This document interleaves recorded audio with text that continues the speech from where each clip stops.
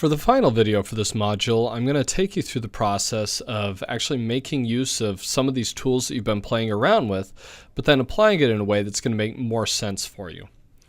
To do that, I will open up Photoshop. I'm going to create a new texture. And once again, I'm just going to make this 256 by 256. Once again, making sure that this is pixels and not inches or something else. And I will hit create. In addition to this, I'm also going to get a reference photo. So I'm going to go File, Open.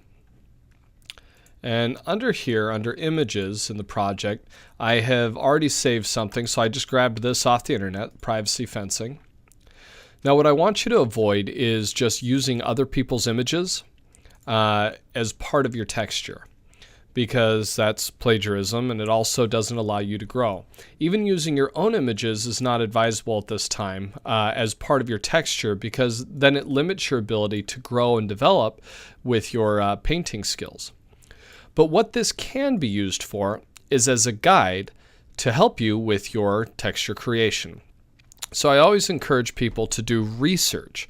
Research is good, getting good references is important, but what I can use this for is for getting colors as well as for an understanding of what I'm actually painting.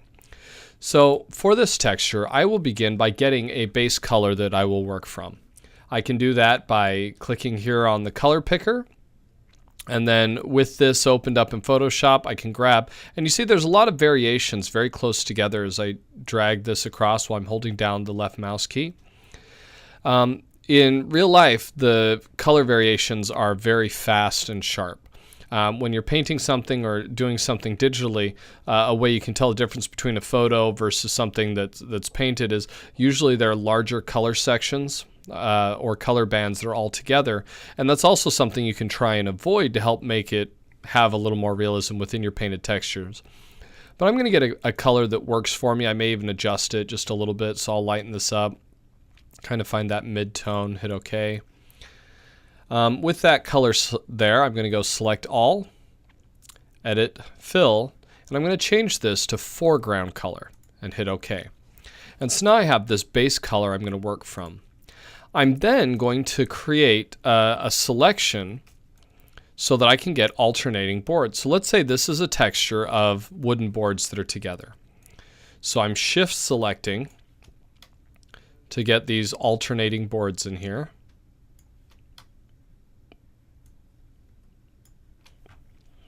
And with the background selected, I'm going to hit Control J. On a Mac, it could be Command J.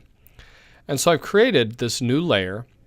But I'm actually not going to use this layer. I'm going to hide it.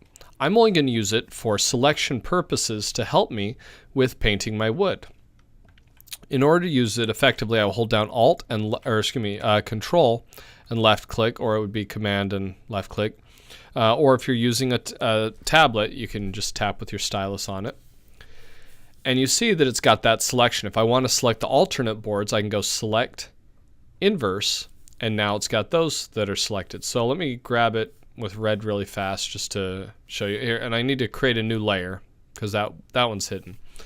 But as I come in and paint, you see that it's only working on that. If I go select, inverse again, then it's only those boards.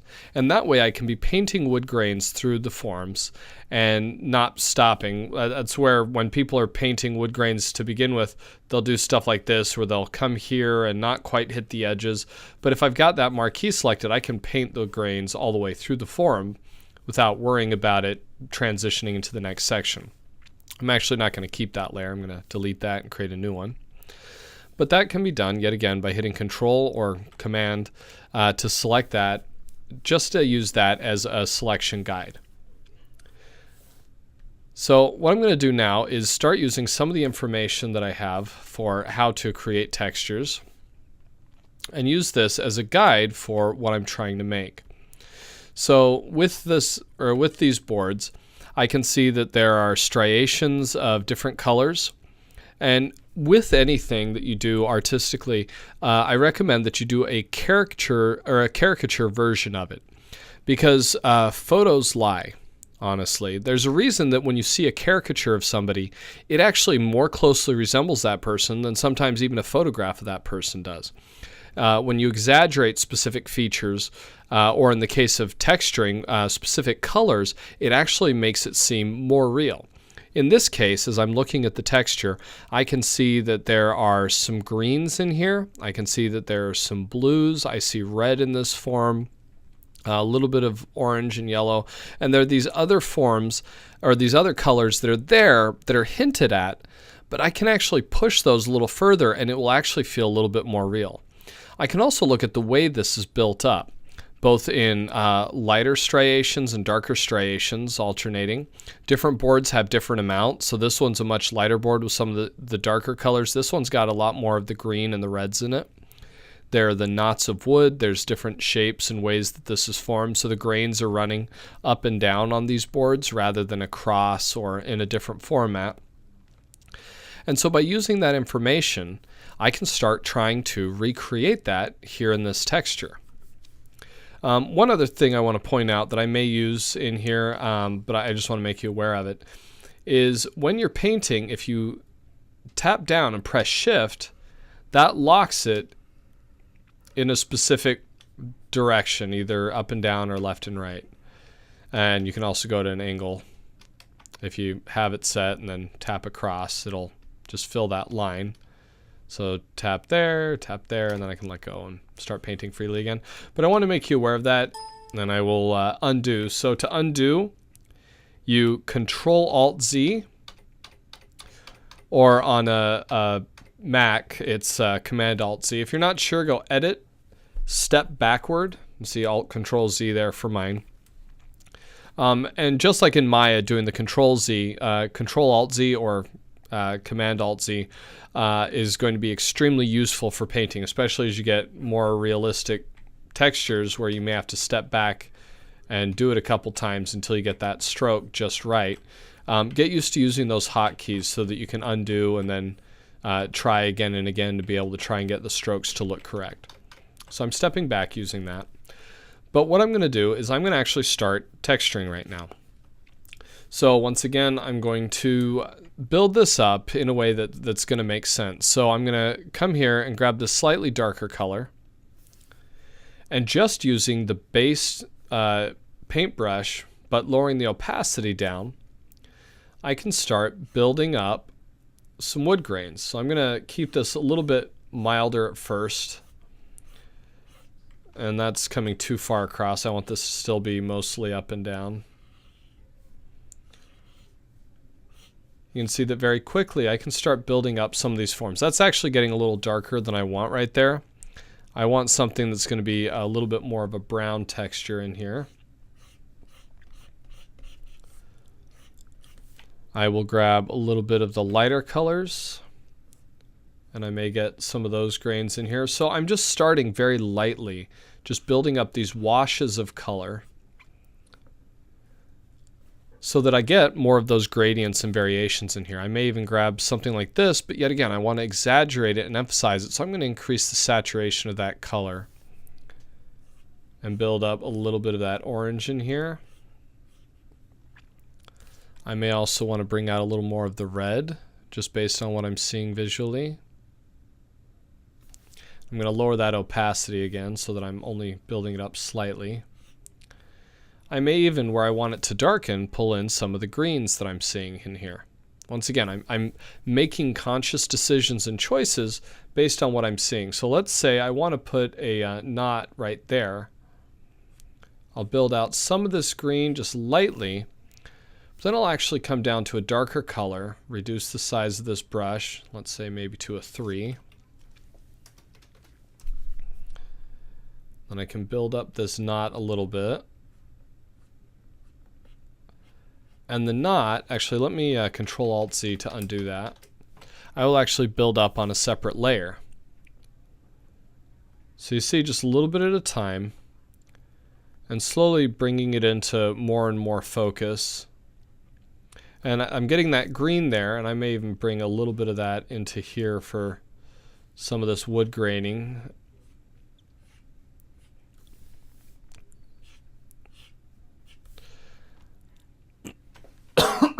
excuse me, grab more of these oranges and reds, a little bit darker this time though.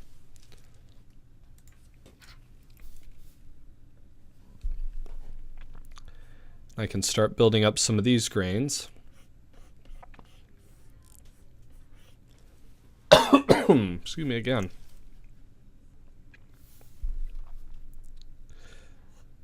So continuing this. Then I'm going to start pulling out some of these lighter colors. I may actually increase this size just a touch more. I'm actually going to go to the layer below again.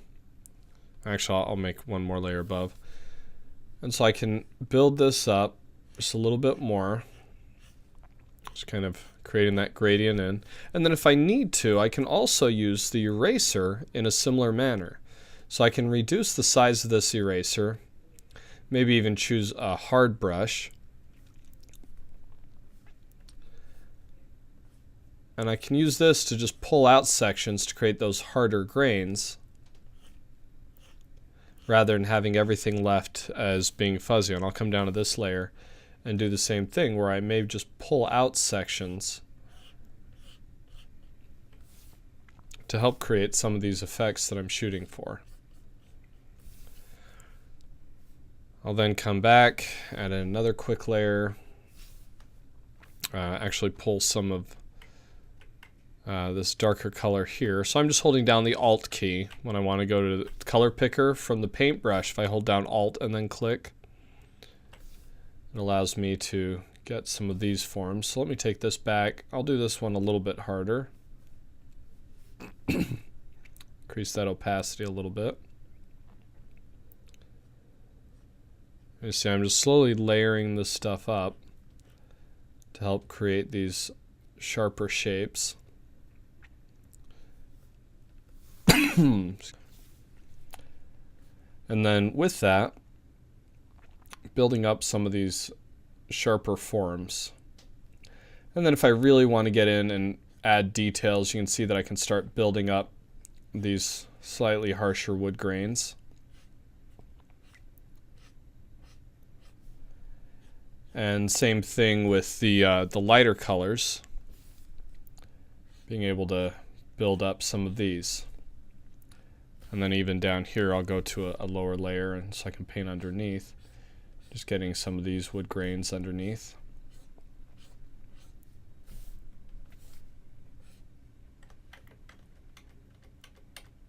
Oh, stepping backwards, clear out a couple of those errant strokes. And you can see I can start building up these types of textures very quickly. In the same way, I can focus on other ones, so I can go select inverse. And I can do another set of layers. And by the way, I can also come back here under these layers. And if I select the folder, I can group those together. Call this board 1. And that could also be just alternating boards. I could have painted all the boards under that same section, and then the next group have it as the alternates. But it allows me the opportunity to come back and make some of these additional changes. So I'll start with these larger colors. This one I want to be a lot lighter with more of those whites. So once again, checking and trying to build up this wood grain that's here. Grabbing much lighter colors to build that up.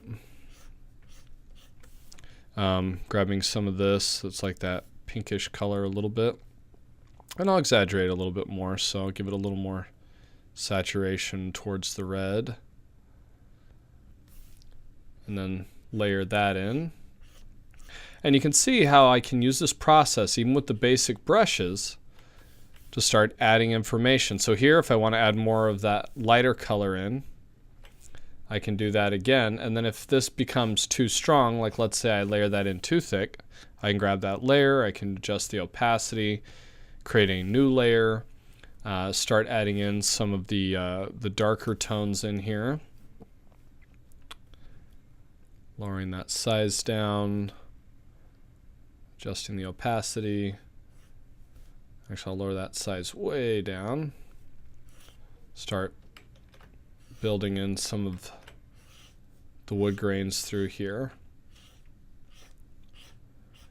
And you can see how this can quickly be adjusted and affected to create these alternating boards. If I come back and I go, hey, I need a break in between these, I can either build them up by having things individually selected and painting the sides. So let me create a new layer for this. Increase this scale. Get a darker color. I can build this up on this side, or maybe there's just like a slight gradient or a bend where it's going down. And select inverse. Do this side slightly different. If I go deselect, you can see that that helps create that gradient or transition. Or if I want the boards to remain flat, but maybe there's like a gap in it, so I'm Control-Alt-Zing to step back, create a new layer. I can just simply deselect and maybe get a little bit more of a solid color.